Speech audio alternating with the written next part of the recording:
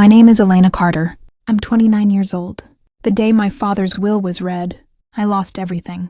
At least, that's what they wanted me to believe. We were all sitting inside a quiet lawyer's office. The air felt heavy, like something was already decided before I even arrived. My older brother, Marcus, sat across from me, calm, almost too calm. My younger sister, Nina, kept scrolling on her phone like none of this mattered.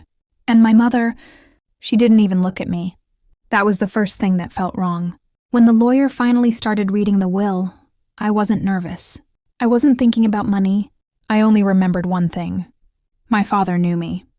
During his last year, when everyone slowly disappeared, I was the one who stayed. I was there on the long nights, when he couldn't sleep, when his hands trembled while eating, when he needed someone and no one came. Except me. I still remember one evening in the garden. He looked at me and said quietly, "Everyone left, but you didn't." I smiled and held his hand tighter. Because I never will. So sitting there, listening to his will, I trusted him. But then, everything will be transferred to Marcus and Nina. I froze. The lawyer continued calmly. Elena Carter will receive no portion of the estate. Silence.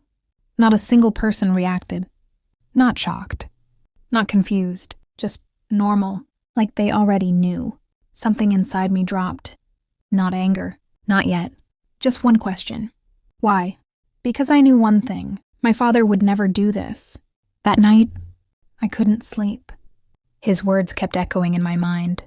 His voice. His trust. Something wasn't right. And if there was an answer, it had to be in one place. His study. The house felt empty when I entered. Cold, quiet. I walked straight to his room and stopped. Something was off. Everything looked clean, but not his kind of clean.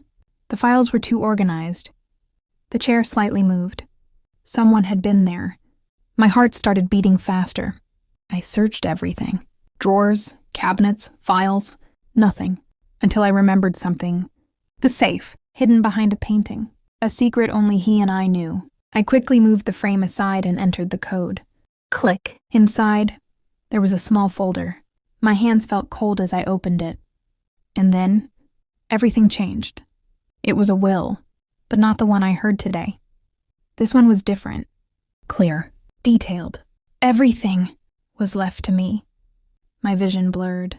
Tears filled my eyes as I read it again. Then I found something else. A small folded note. His handwriting.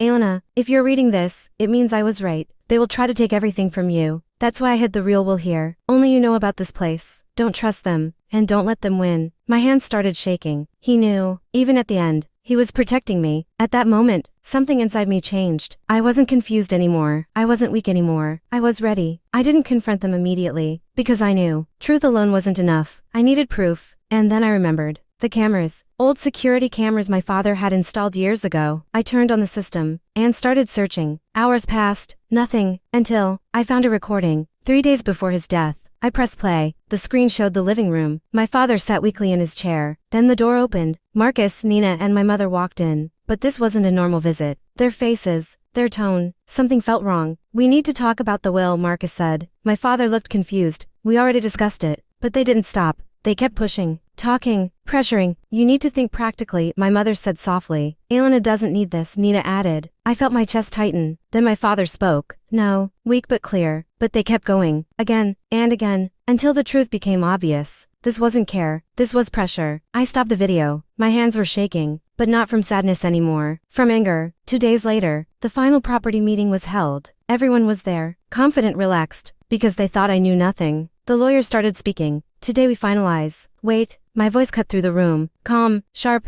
everyone turned. I walked forward slowly and placed a folder on the table. "I think everyone should see this first." The room went silent. I opened it. "This is my father's real will." Murmurs spread instantly. "And this," I added, placing the note beside it, "is what he left for me." Faces changed. Tension filled the air. Then I took out my phone. "And maybe this will explain everything." I pressed play. The room fell silent. No one moved. No one spoke. As the video played, their truth, Their lies. Everything came out. When it ended, no one could deny it. Marcus looked pale. Nina couldn't even lift her head. My mother stood frozen, and the room was filled with whispers, disgust, shock, judgment. I looked at them one last time. You didn't just betray me, I said quietly. You betrayed him when he needed you the most. No one replied, because they couldn't. I picked up my things and walked away, not angry, not broken, just done, because that day, I didn't lose anything. I found the truth. And I finally understood. Sometimes, family isn't the people who stay. It's the people who prove they deserve to.